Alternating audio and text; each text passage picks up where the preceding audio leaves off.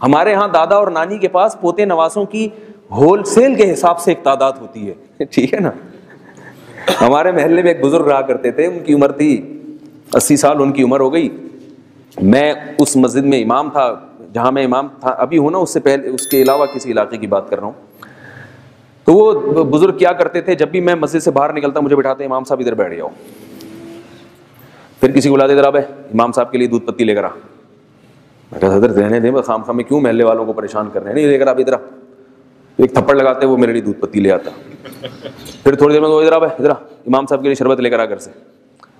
روزانہ کا یہ ان کا حساب تھا. میں نے ان سے کہا حضرت آپ محلے والوں کو اتنا پریشان کر رہے ہو, فری میں مجھے دودھ پتیاں پلا رہے ہو, یہ محلے والے بولیں گے یہ کیا کر رہے ہو. انہوں نے کہا محلے والے نہیں ہیں, یہ میرے پوتے نواسے ہیں. یہ کیا ہے, میرے پوتے نواسے. اور پھر کہنے لگے میرے پوتے نواسوں کی تعداد 64 ہے, 64. تو میں سب کا مشترکہ اکلوتا دادا اور نانا ہوں, ٹھیک ہے, بعضوں کا دادا ہوں بعض کا نانا ہوں. تو میری خدمت نہیں کریں گے تو کس کی کریں گے. پھر کہنے لگے مولوی صاحب جب میں مروں گا تو الحمدللہ کندھا دینے والے بھی بہت ہیں اور رونے والے بھی بہت ہیں. ان کا انتقال ہو گیا, اللہ تعالیٰ ان کی مغفرت فرمائے. تو ان کو گڈے پالنے کی اور کتے پالنے کی ضرورت ہے, بولو بھائی. تو یہودی نے یہ سارا سیٹ اپ شروع کیا ہے اور پروپیگنڈا شروع کیا. یہودیوں سے اللہ نے وعدہ کیا تھا کہ تم تقوی اختیار کرو گے تو تمہاری نسل بڑھا دوں گا. نسل بڑھے گی تو چچے مامے بھی بڑھ جائیں گے اور رشتے بھی بڑھ جائیں گے, بھائی بھی بڑھ جائیں گے. ایک بھائی شپ پہ جاتا ہے سب کو لے جاتا ہے, ایک بھائی کہیں جاب لگ گئی تو وہ سب کو بھائیوں کو گھسا دیتا ہے وہاں پہ. تو جتنے آپ کی رشتے داری وسیع ہوگی, دیکھو ہم سیاسی حکمرانوں کو برا بھلا کہتے ہیں نا, انہوں نے اپنے سب جگہ اپنے رشتے دار بٹھا دیے ہیں, ٹھیک ہے نا, کہتے ہیں نا. تو رشتے دار تھے تو بٹھائے نا انہوں نے. تو ایک پہنچا اونچی سیٹ پہ تو باقی سارے اس کی وجہ سے پہنچ گئے. یہ رشتے داری کا فائدہ ہوتا ہے. بعض لوگ اس کو ناجائز استعمال کرتے ہیں, بعض جائز استعمال کرتے ہیں. فائدہ بہرحال ہوتا ہے تعلقات کا. لڑائیاں بھی ہوتی ہیں, جھگڑے بھی ہوتے ہیں, وہ تو میاں بیوی میں بھی ہوتے ہیں لڑائی جھگڑے. تو اس کا یہ مطلب تو نہیں ہوتا کہ نکاح ہی نہیں کرنا چاہیے. اولاد اور باپ میں بھی جھگڑے ہو جاتے ہیں, اس کا یہ مطلب تو نہیں ہے کہ اولاد ہی نہیں ہونا چاہیے. ان کی وجہ اللہ نے جھگڑوں کے لیے نہیں رکھی, ان کی وجہ محبت کے لیے رکھی ہے, لیکن وہ کبھی اس کے خلاف چلا جاتا ہے. جیسے سفر اللہ نے انسان کو کامیاب بنانے کے لیے رکھا ہے, مگر وہی سفر بعض دفعہ ہلاکت کا سبب بن جاتا ہے. اب اس کا یہ مطلب نہیں ہوتا کہ سفر کرنا ہی چھوڑ دے انسان. تو یہ تحریک کس نے چلائی ہے؟ سب سے پہلے یہودیوں نے. اللہ نے ان سے وعدہ کیا تھا کہ تم تقوی اختیار کرو گے, جعلناکم اکثر نفیرا, تمہاری نفر تمہاری تعداد بڑھا دوں گا. پچھلی امتوں میں اللہ نے امتوں سے وعدے کیے تھے تم تقوی اختیار کرو گے تو تمہیں اولاد کثرت سے دوں گا, میں اولاد کثرت سے دوں گا. اب یہودیوں نے سر جوڑ کے بیٹھ گئے کہ ہماری نسل کیا ہو رہی ہے, روز بروز کم ہو رہی ہے. یہودیوں کی تعداد کسی زمانے میں دنیا میں سب سے زیادہ تھی. سب سے زیادہ سب سے بڑی قوم کون سی ہوا کرتی تھی؟ یہودی. آج دنیا میں سب سے چھوٹی قوم کون سی ہے؟ یہودی ہے. نسل ہی نہیں ہے, بچے ہی نہیں ان کے ہو رہے. تیل جب سے پیدا ہوا ہے نا, پیدا ہوتا ہی چلا جا رہا ہے. آپ دیکھیں عالمی منڈی میں تیل کی قیمتیں گر رہی ہیں, حالانکہ قیمتیں بڑھنی چاہیے, لیکن یہ اس کی علامت ہے کہ پیداوار پیٹرول کی اتنی زیادہ ہو رہی ہے کہ قیمتیں بڑھنے کے بجائے کم ہو رہی ہیں. پروپیگنڈا یہ کیا گیا تھا کہ تیل کی پیداوار ختم ہو رہی ہے اور بچے اسی سپیڈ سے پیدا ہو رہے ہیں تو ان کو ایندھن نہیں ملے گا. اور پھر ایسے ایسے وسائل ایجاد ہو رہے ہیں کہ کچھ وقت کے بعد تو دنیا کو پیٹرول کی ضرورت ہی نہیں رہے گی. سورج کی روشنی سے چیزیں جو ہے نا وہ ان کو چارج کیا جائے گا. بہت کچھ ہو رہا ہے. تو یہ پروپیگنڈا چلایا گیا. گورے اس سے متاثر ہوئے, امریکہ, کینیڈا اور جاپان والے تو بہت ہی زیادہ متاثر ہو گئے, حد سے زیادہ. پھر جاپان میں ڈسپلن بہت ہے, وہ جو کام کرتے ہیں بڑے خاندانی طریقے سے کرتے ہیں, تو انہوں نے خاندانی نظام کو ختم بڑے خاندانی طریقے سے کر دیا. ایسا کیا کہ وہ بالکل ہی برباد ہو گئے. اب ان کے لوگ پریشان ہیں, یار یہ کیا ہو گیا, جاپان تو بڈھوں کا ملک ہوگا. یہ جاپان کے جو ماہرین ہیں وہ کہہ رہے ہیں کہ جیپنیز قوم تو ختم ہوتی جا رہی ہے. سویڈن کا صدر تقریر کرتے ہوئے رو پڑا اپنی قوم کے سامنے, کہنے لگا بچے پیدا کرو ورنہ ہماری جو یہ بڈھوں کا ملک ہوگا مستقبل میں, یہ بڈھوں کا ملک ہوگا.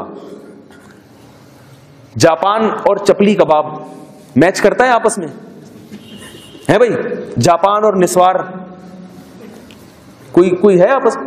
جاپان میں پٹھانوں کی تعداد بڑھ رہی ہے, حقیقت ہے, کیونکہ پٹھان جاتے ہیں, ان کی تعداد, پٹھانوں کا گروتھ ریشو بہت ہے.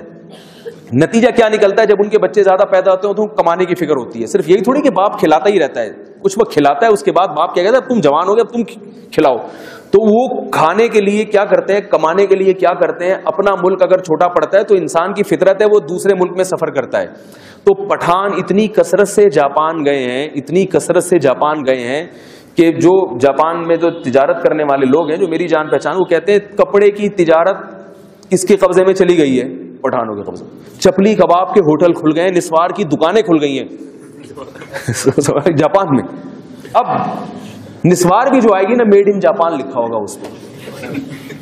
ان کا اپنا کلچر کیا, وہ خود ہی ختم ہوتے چلے جا رہے ہیں. یورپ کے بعض ایسے ممالک ہیں جن کے بارے میں پیش گوئی کی گئی ہے کہ بغیر تبلیغ کے بھی اگر مسلمان تبلیغ کرنا چھوڑ دیں تو بھی اسلام 2050 میں سب سے بڑا مذہب بن چکا ہوگا. تبلیغ کرنا اگر چھوڑ بھی دیں وہ. ایک دفعہ ایک تبلیغی جماعت کے ایک ساتھی آئے, مجھ سے کہنے لگے کہ اگر ہم میں سے ایک مسلمان 4 غیر مسلموں کو دعوت دے کے مسلمان کر دے تو غیر مسلموں کی تعداد تقریباً 4 ارب ہے اور مسلمانوں کی تقریباً 1 ارب. اس سے کمی بیشی ہے لیکن تقریباً یہی ہے. تو ایک کے حصے میں کتنے غیر مسلم آ رہے ہیں؟ 4. تو معاملہ آسانی سے حل ہو جائے گا. میں نے کہا نہیں, ایسا نہیں ہوگا, یہ آپ کی بھول ہے. آپ 4 غیر مسلموں کو تبلیغ کر کے تو دیکھیں, کھا جائیں گے آپ کو, پابندی لگا دیں گے آپ پر. تبھی تبلیغی جماعت جب یورپ امریکہ میں جاتی ہے غیر مسلموں کو تبلیغ نہیں کرتے, کیونکہ اگر وہ اس طرح شروع کر دیں تو ان پر, ان جماعتوں پر پابندی لگ جائے. میں نے کہا میں آپ کو ایک اور حل بتاتا ہوں کہ آپ اپنا گروتھ ریشو 4 گنا بڑھا دیں. آپ 1 ارب ہیں, جتنے بچے پیدا ہو رہے ہیں ان کو کتنے کر دیں؟ 4 سے ضرب دے دیں. تو اگلی صدی میں, بلکہ چند سالوں میں, آپ ابھی 1/4 ہیں, وہ 1/4 ہو جائیں گے. ٹھیک ہے, آپ کتنے ہو جائیں گے؟ 3 گنا بڑھ جائیں گے. یہ نہیں ہو سکتا بھائی, یہ نہیں ہو سکتا. کیوں نہیں ہو سکتا بھائی, کیوں نہیں ہو سکتا؟ آپ کو آپ کی اولاد ملے گی. خیر, تو یہودیوں نے کیا پروپیگنڈا شروع کر دیا بھائی؟ گھٹاؤ. اب اس کے لیے انہوں نے جو حربے استعمال کیے وہ میں جلدی جلدی بتاتا ہوں, آپ نے اس کے الٹ چلنا ہے بالکل. پہلا حربہ انہوں نے استعمال کیا, نکاح کے رواج کو ختم کیا جائے, گرل فرینڈ سسٹم مارکیٹ میں لایا جائے. گرل فرینڈ جب ہوتی ہے تو کوئی سالہ ہوتا ہے, کوئی سسر ہوتا ہے, کوئی ساس, کوئی خاندانی نہیں ہوتا.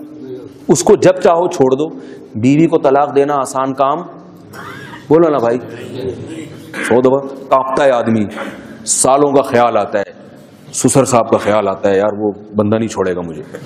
ارینج میرج ہوئی ہے, باقاعدہ بھگا کے نہیں لے کر آئے, وہ شادی پہ اتنا خرچہ ہوا تھا, وہ ضائع ہو جائے گا. دوبارہ رشتہ ملنے میں مشکلات ہوتی ہیں, لوگ پوچھتے ہیں طلاق کیوں دی. گرل فرینڈ 100 رکھیں, 100 دفعہ چھوڑیں, کوئی بدنامی نہیں ہے معاشرے میں آپ کی. اور عورت کی تو بیچاری کی ایسی کی تیسی ہو جاتی ہے. مرد اس سے اپنی جنسی خواہش پوری کرتا ہے مگر اس کو اس کی قیمت نہیں دیتا.